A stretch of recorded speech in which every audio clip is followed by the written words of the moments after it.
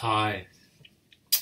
I thought I'd do a quick follow-up to the last little Affinity photo vid I did, where I changed this photo from this to this. Right, and I thought I'd show you a couple of ways to transfer these adjustments to another file. And it so happens that I prepared this photo for doing the vid on the iPad, which didn't work out. So it's quite small, so for my sort of family archive I need something a bit bigger. So I've scanned it in again at 1000%. Oops, I've just seen I missed a corner there. At 1000%, so it's 10 times the original size and more suitable for my little family archive. So there are two ways to transfer these over to the new file. One is simply to go Command C on the Mac, go over to the new larger file and just go Command V. And there you go, you've transferred all the adjustments. But another way, and which is something of a flavour of the moment, is LUTs. Okay, now you can basically, with a LUT, what you're doing is you're combining all these adjustments into one, and then just using that one adjustment on a new photo. So they're not quite the the one-click solution that everyone seems to think they are, because they don't really, it's difficult to apply them from photo to photo, but they can, be useful as one of the adjustments in a stack you're going to make, and I'll show you that a bit later. So, File,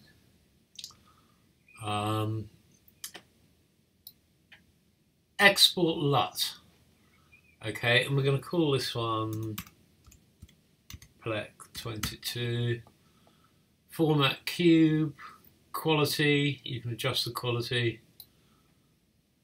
Let's turn it up. Okay, export. And I'm going to save it to my iCloud drive as Plec 22 Cube. Okay, so it's saved to my iCloud drive. And here's another copy of the 10 times. I'm just going to get rid of that corner again. The 10 times magnified print that I scanned in. And if you go Adjustments, LUT, Load LUT, there's the Plec 22 on my iCloud drive that we just created. Open, okay, and there you go. So you've transferred all those adjustments in one step.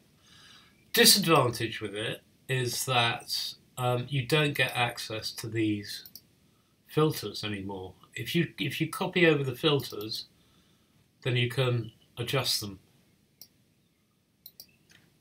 And with the new setup, it's likely to be you can add more adjustments to that. I don't know. Let's add curves.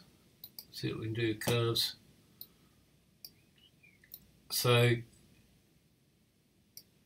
see what I mean? It is a shortcut, but it's not a solution to everything. And we can show that by, let's bring in a red photo. I set this up earlier, obviously. Dawn. Okay, and we'll go back to layers and we'll hide the Plec layer. And we'll just simply drag that LUT adjustment above the new photo, right, so it affects it with that LUT, without that LUT.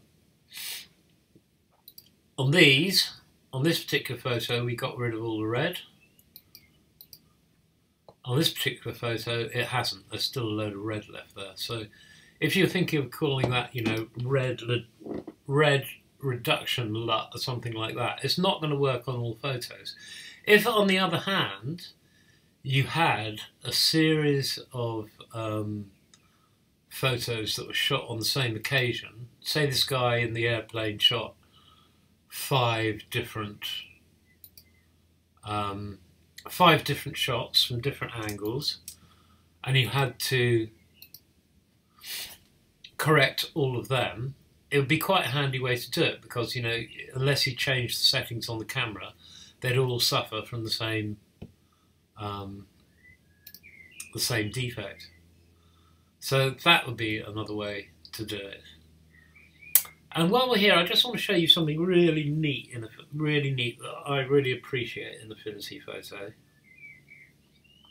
Okay, and here's a new feature I really like.